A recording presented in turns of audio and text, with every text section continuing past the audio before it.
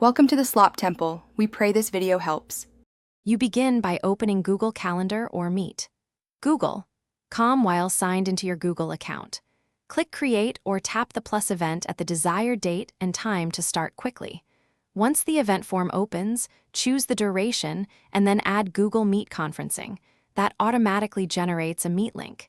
Make sure to give your event a clear title so attendees know the purpose. This first step creates the meeting backbone and a shareable URL that you'll use in the next steps. Once done creating the event, add attendees by typing their email addresses or pasting a group list into the guests box. You can also import contacts. Then include a concise agenda and attach relevant files so everyone arrives prepared.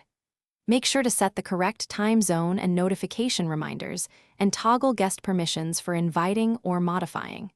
If this is recurring, pick the recurrence pattern now. These middle steps ensure clarity and reduce last-minute confusion when people join. You finish by clicking Save, then send to distribute calendar invites that include the Google Meet link and dial-in info. Make sure to also copy and paste the Meet URL into chat or a messaging app if someone doesn't receive the invite.